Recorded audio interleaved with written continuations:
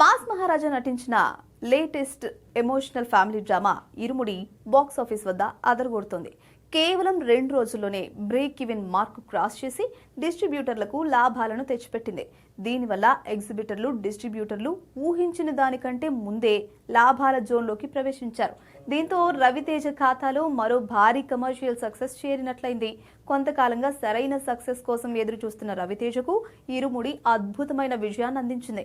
Release అయిన తొలి రోజు గంటకు సుమారు 32,000 టికెట్లు, రెండో రోజు గంటకు 36,000 టికెట్ల పీక్ సేల్స్ తో ఇరుముడి సరికొత్త రికార్డు సృష్టించింది.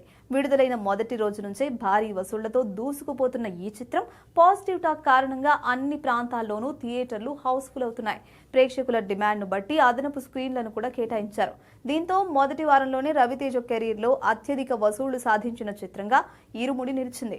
ప్రపంచవ్యాప్తంగా కేవలం 3 రోజుల్లోనే 80 కోట్లకు పైగా గ్రాస్ కలెక్షన్స్ సాధించింది. రీజనల్ రేంజ్ లో ఫాస్టెస్ట్ రికార్డ్ కూడా సృష్టించింది. ఓవర్సీస్ లోనూ ఈ సినిమా జోరు కొనసాగుతోంది.